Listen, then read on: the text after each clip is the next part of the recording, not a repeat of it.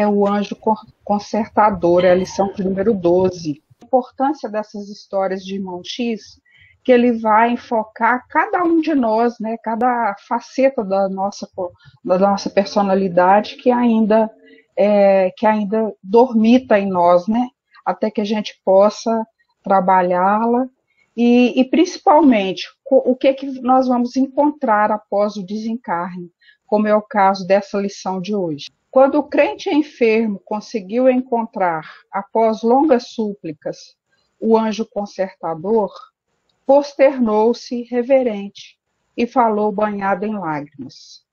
Benfeitor celeste, socorre-me por piedade. Trago o estigma do fracasso. Sou profundamente infeliz. Contra mim permanecem associadas todas as forças do mal. Nas menores particularidades do caminho, sou perseguido sem remissão. Meus negócios falham, meus interesses sofrem prejuízo infindáveis. Minha saúde perece, vivo coberto de preocupações e sofrimentos. Embalde busco o auxílio da prece, porque depois de frequentar templos diversos e tentar devoções diferentes, me vejo tão aflito quanto antes. Restaura-me o destino. És o benemérito consertador das vidas frustradas. Atende-me. Sinto-me desfalecer. Então, gente, aqui já dá para a gente trabalhar um pouquinho esse moço que a gente não sabe o nome, né? Mas ele está desencarnado e aí ele se vê no plano espiritual com esses sentimentos, ou seja, ele desencarnou, mas achou que estaria tudo perfeito, porque ele aqui frequentou diversos templos, né? Ele teve devoções diferentes, como ele mesmo diz, mas ele se vê aflito como antes, ou seja, o que eu fiz não adiantou de nada aqui. Então, o que nós podemos tirar aqui para nós espíritas? Olha só. Depois de frequentar templos diversos, aqui nós vamos ver o seguinte, né? É a pessoa que ela não tem a sequência no que ela busca, né? Então, vai aqui, vai ali, igualzinho a borboleta, né? Que fica em cada flor, né? Tirando ali a sobrevivência dela. E tenta devoções diferentes, como ele diz. Me vejo tão aflito quanto antes. Ora, nós estamos vendo nas obras espíritas vários espíritas dizendo que, embora tenha frequentado ou tenha trabalhado o tempo todo na doutrina espírita, chega no plano espiritual ele se vê tão desamparado e não entende por quê. Aqui ele trabalhava o tempo todo na doutrina. Mas aí a gente vai ver que ele ficou com um tempo tão atribulado, coisa que ele esqueceu de trabalhar o seu íntimo, que é a principal coisa, né, que nos acontece. E nesse moço aqui, a questão é um pouco pior, porque ele, além de ter frequentado, ele frequentou templos diversos. Mas aí a gente vê o seguinte, a questão da evolução da criatura, né? Ela ainda está procurando, ela ainda não se firmou numa crença. E aí ele não encontrou também aquilo que satisfazia, porque ele se vê tão aflito quanto antes. E continua, deteve-se o emissário angélico e auscultou delicadamente o desventurado. Mirou o compadecido e considerou. Agora é o anjo que vem, né? Realmente, o seu desequilíbrio comove. Fixou nele o olhar muito límpido e iniciou o carinhoso interrogatório. Meu amigo, você tem fé?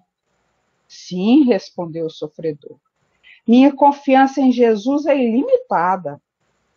E deseja restabelecer sua paz, aplanar seu caminho? Suspiro por semelhantes realizações. O instrutor fez pequena pausa e acrescentou. Você sabe que o homem é uma peça viva, dono de uma consciência própria. senhor de uma razão pessoal e herdeiro de Deus. Sim, conheço, reconheço. Pois bem, ajuntou o ministro da espiritualidade, o serviço restaurador que me compete há que basear-se na aceitação do homem. Não podemos assaltar o coração quando a criatura se refugia na cidadela da vaidade e do orgulho. Assim, se você nos aguarda a intercessão, responda lealmente às minhas perguntas. O enfermo, envolvido na luz irradiante do embaixador celestial, reconheceu que seria inútil mentir. Então, aqui nós vamos ver o outro lado, né? O anjo consertador. Ele vai ajudar, como intercessão, né? Então, ele está dizendo aqui, olha só, primeira coisa que ele requer daquele a quem ele vai ajudar, a aceitação. Ele quer ser ajudado. Depois, não podemos assaltar o coração quando a criatura se refugia na cidadela da vaidade e do orgulho. Nós vamos ver se ele é vaidoso mesmo e se é orgulhoso.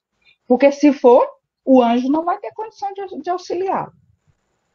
Aí ele continua, assim se você nos aguarda a intercessão, responda lealmente essa questão, as minhas questões.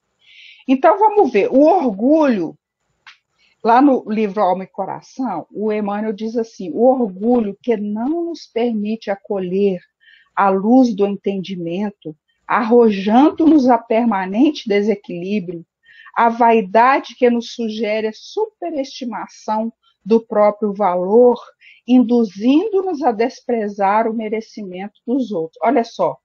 Então, o orgulho que não nos deixa acolher o entendimento, né? Ou seja, eu não quero ouvir. Não adianta você falar, eu não quero ouvir. É orgulho puro isso. Então, a vaidade que sugere a superestimação do próprio valor.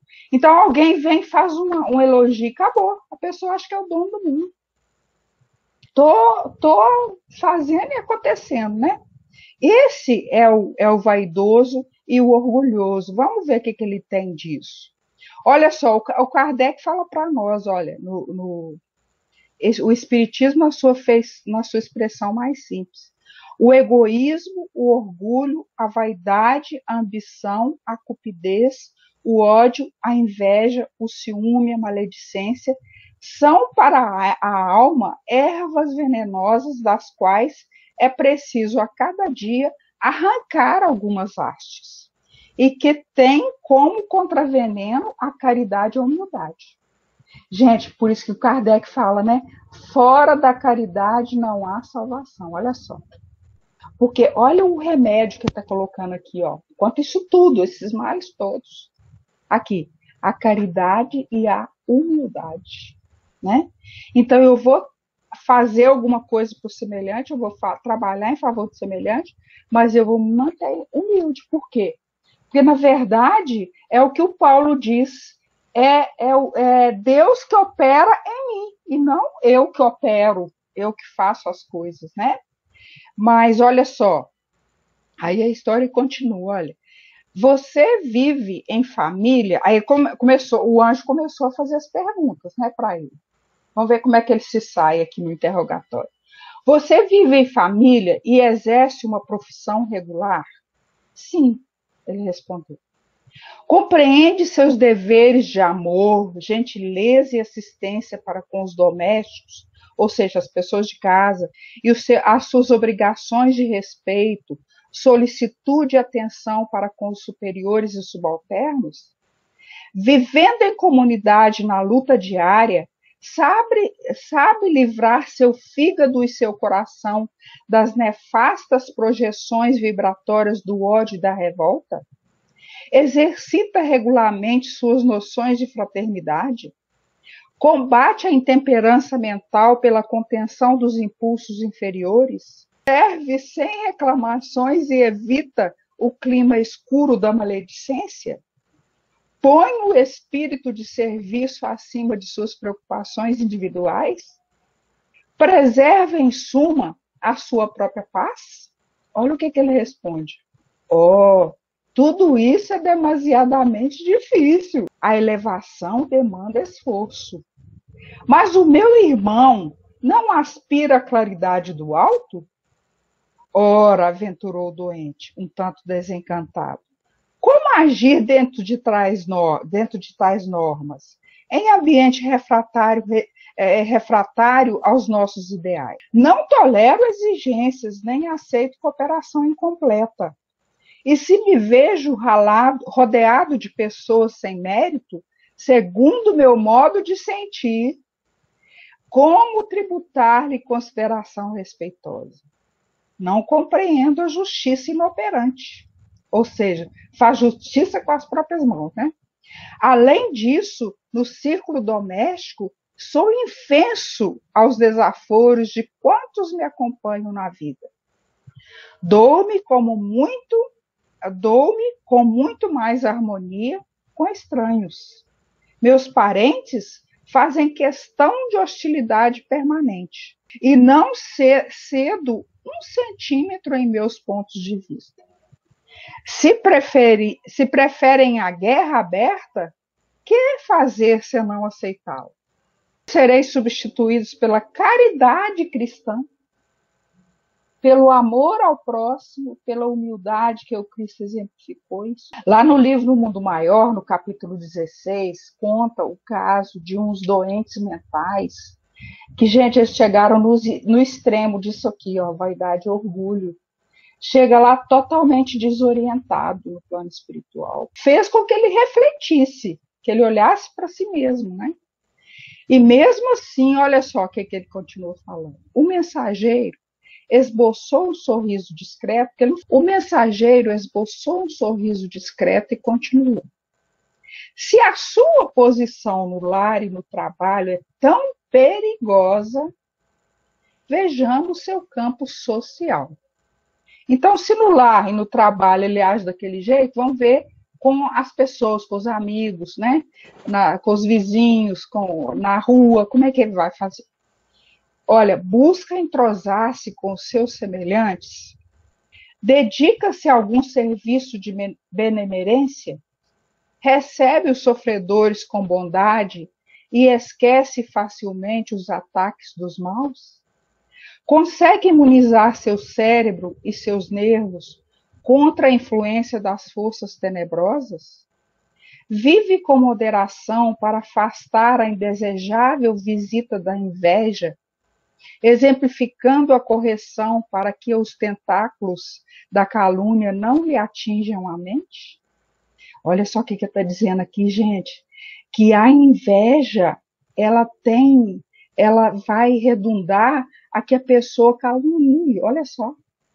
A inveja redunda que a pessoa ela calunie a pessoa. O bom dessas histórias de Mão X é que a gente vê a coisa na prática. Porque uma coisa é você estudar a teoria, outra coisa é você ver na personalidade da criatura. É muito diferente. Então, essas lições, elas são divinas para a gente ver, para a gente se reconhecer e se trabalhar. Porque a educação, a reeducação que nós temos que implementar na nossa vida, que é a chamada tão famosa reforma íntima, ela tem que começar com a gente entendendo e aceitando. Você viu que ele falou que só poderia interceder se a pessoa aceitasse? Então, como é que eu vou mudar o meu orgulho e a minha vaidade se eu não aceito que eu sou orgulhosa e vaidosa? Entendeu? Então, ele também teria que aceitar a interferência do anjo de uma forma que o anjo pudesse ajudar, né? E não da forma como... Porque ele está querendo, me ajuda, mas me ajuda do jeito que eu quero, não do jeito que você pode. Assim é impossível ajudar. Não dá para ajudar. Isso aí a gente vê muito no atendimento fraterno. A pessoa chega querendo que a gente fale o que ela quer ouvir e não o que ela precisa ouvir. E a vida não é assim. A vida vai dar para a gente aquilo que a gente precisa para evoluir, né? Age em tudo com prudência, justiça e solidariedade fraternal, a fim de que o despeito e a inconformação não lhe ameace a sementeira do bem? Olha só, despeito e inconformação. Eu sou despeitado de alguém e sou inconformado com as coisas que me acontecem. Nada que me acontece eu aceito, né? Olha, consagra simpatia aos infortunados, ajuda os que erram e procura descobrir o verdadeiro necessitado, contrariando por vezes suas próprias inclinações? Sabe ser o médico de si mesmo, auxiliando os conflitos do caminho, para que as emissões benéficas do agradecimento o amparem e curem? Olha só, o que ele está dizendo aqui?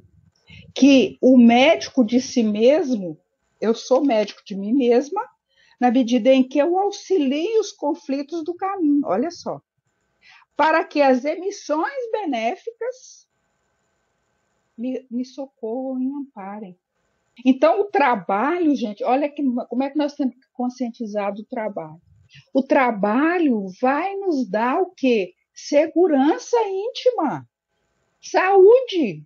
Olha aqui, a gente está sendo médico de si mesmo, da gente mesmo, né? Então, para curar o quê? Medo, que é intemperança mental, que o Emmanuel fala para nós lá no livro Religião dos Espíritos. Então, olha, aí a última pergunta que ele faz: respeita os outros de modo a ser respeitado pelo maior número de pessoas? Ou seja, quem dá, recebe do que dá, de bom ou menos bom, que está dizendo. Aí, olha só, o implorante, olha só o que aconteceu com ele. Passou do desapontamento à revolta e objetou: afinal, estou muito distante de tal perfeição. Impossível ser anjo entre espíritos satânicos. Se eu me mostrar simpático com os infortunados, talvez me devorem. Em geral, os sofredores são mais preguiçosos que propriamente infelizes. Olha só, gente, o que está falando? Não sei aturar gente má e acredito que a justiça não existe senão para essa espécie de criaturas. Se me não defender contra os vizinhos, acabarão por esmagar-me. Ele entendeu tudo do jeito dele, que ele quis, né? Então ele está achando que ele está falando de pessoas más, ele não está falando disso, o anjo, né? Aqui, vamos ver umas características do orgulhoso, olha que interessante. Contraria-se com muita facilidade o orgulhoso. Se sente contrariado, é o caso dele aqui, ó. Ele ficou desapontado e foi à revolta, né? Tem necessidade de ser o centro das atenções, né? E que prevaleça suas ideias. Não age bem às críticas, perguntou, né? O anjo perguntou para ele, o fez refletir. Vamos ver aqui o finalzinho, depois eu volto nessas características. Fitou no interlocutor divino os olhos enfadados e rematou: justamente por viver enfermo e desalentado é que venho rogar-lhe auxílio. Mas explique-se, que pretende então? O anjo perguntou, né? Não és anjo sublime, o administrador da restauração? Quero o reajustamento da vida, um milagre do socorro celestial. Olha, ele mesmo achou, reconheceu que era milagre que queria. Oh, sim, suspirou o emissário. Você também está esperando a violência de Deus. Olha só, gente. Se Deus agir auxiliando uma criatura dessa, nesse sentido que ele está querendo, Deus está sendo violento. Olha que interessante. E desvencilhando-se do sofredor, despediu-se calmo. Devia atender a outros setores de assistência. Massas angustiadas aguardavam-no mais além.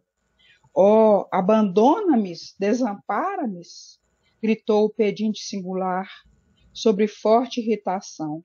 O próprio céu me detestará? O mensageiro angélico, entretanto, esclareceu sereno. Você ainda não foi desconcertado a ponto de merecer conserto. Olha só.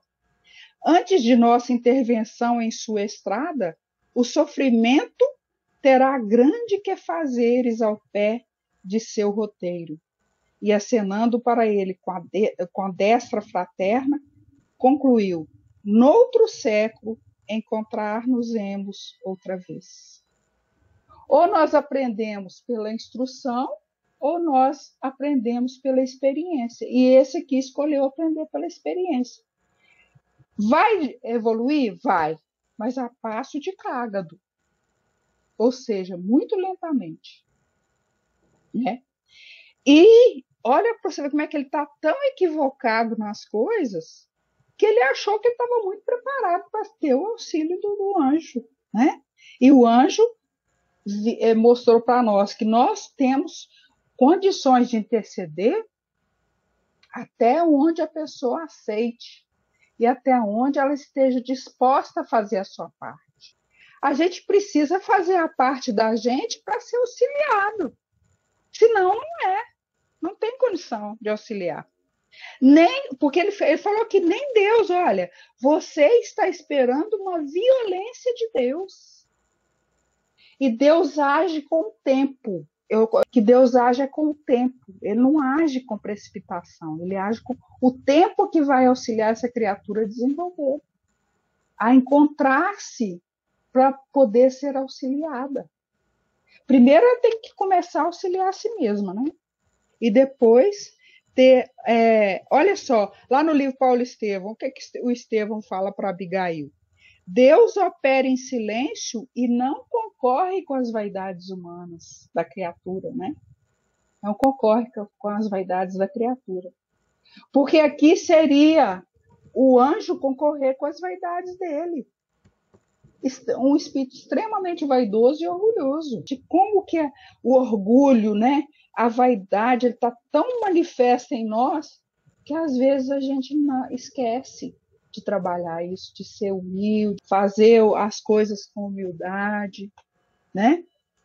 E é interessante, muito interessante. Eu queria falar as características do orgulhoso aqui, mas o tempo já acabou. Então, que Jesus possa nos amparar nessa luta.